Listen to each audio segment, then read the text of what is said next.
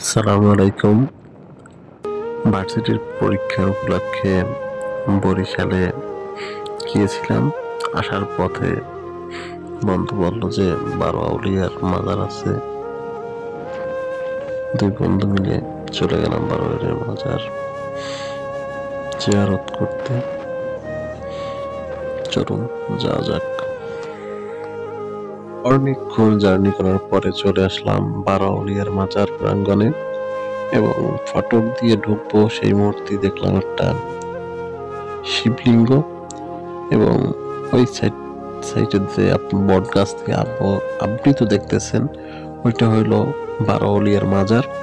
আমরা এখন ভিতরে ঢুকবো এবং আপনাদের সকলকে ঘুরিয়ে দেখাবো ভিতরে বারো আউলিয়ার মাজারের ভিতরে কি কি আছে এবং আশপাশটা আমরা ঘুরে দেখবো। আমাদের সাথে থাকুন।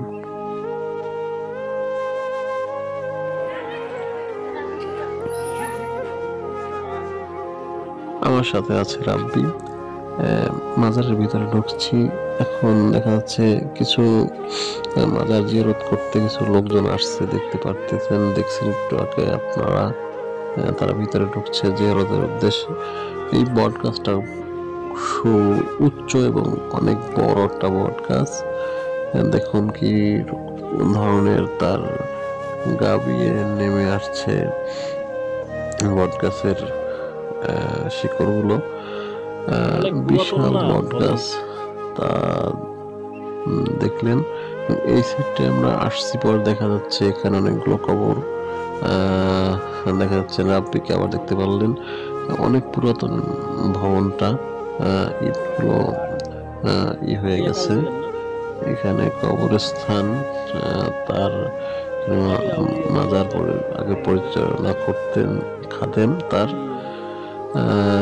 অনেকেই দেখেন অনেক পুরাতন হয়ে গেছে। চলুন কথা না বলে ঘুরিয়ে দেখে আপনাদের।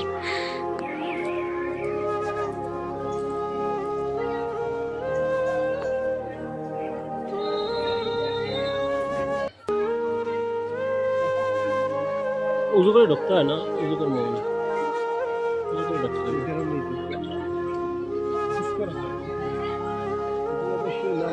বলতে না বলতে উঁচু করে রাব্বি ভিতরে ঢুকেই গেল। আমি ওর পিছে পিছে ঢুকতেছি। অনেকেই অনেক মোমবাতি এখানে প্রজ্বলন করেছেন এবং দেখুন ভিতরের কি অবস্থা। শিকড় দিয়ে পুরো আবৃত হয়ে গেছে। তার উপর তারা একটু ছাদের ব্যবস্থা করছেন ভিতরে পানি না ঢুকে বৃষ্টির। দেখেন কিভাবে এটা আবৃত করে রাখছে। দেখতে পাচ্ছেন এই কবরস্থানের মতো। আমি মনে করছিলাম যে এখানে এখন আসলে বারো আউলিয়া তারা শাহিত, কিন্তু তা নয়। এখানে এক মুরব্বীর সাথে কথা বলে আমরা জানতে পারি, স্থানীয় মুরব্বী, সে বলে যে অনেক আগে এখানে বারো আউলিয়ারা থাকতেন, ধর্ম প্রচারের জন্য আসছেন। দেখেন একজন হিন্দু রাজা ছিল, সে তাদেরকে একদিন দাওয়াত দেয়। যার দাওয়াত মানে দাওয়াত না, তাদেরকে ধরে নেওয়ার জন্য সৈন্য পাঠায়, কিন্তু রাজার তারা গ্রহণ না করে, তারা যায় না। তারপরে দেখা যায় তাদের এখানে দেখা যায় 12টি গর্ত এবং পরবর্তী সময় এখানে বেষ্টনী করে রাখে তাদের স্মৃতি ধরে রাখার জন্য। এবং এখানে অনেকে মানত করে, অনেকে আসে জিয়ারত করে, মনে করে মনের আশা পূর্ণ হবে।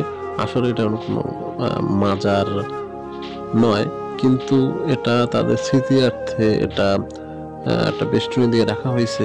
সবাই আসে দেখে এই জন্য। কিন্তু এখানে তারা অনেকেই মনে করে পূর্ণ অর্জন করা যায়, সেজন্য আসে। অনেকেই করে মোমবাতি জ্বালায়, আগরবাতি জ্বালায়, বিভিন্ন ধর্মের লোকজন এখানে আসে। কথা বলতে বলতে সময় হয়ে গেল যাবার। এখন যেতে হবে, আবার দেখা হবে। আমাদের সাথে থাকুন। ভিডিও শেয়ার করুন, লাইক করুন, সাবস্ক্রাইব করুন। ধন্যবাদ সবাইকে। আমাদের সাথে থাকবেন এই আশা করে এখান থেকে বিদায় নিচ্ছি। ধন্যবাদ সবাইকে। খোদা হাফেজ।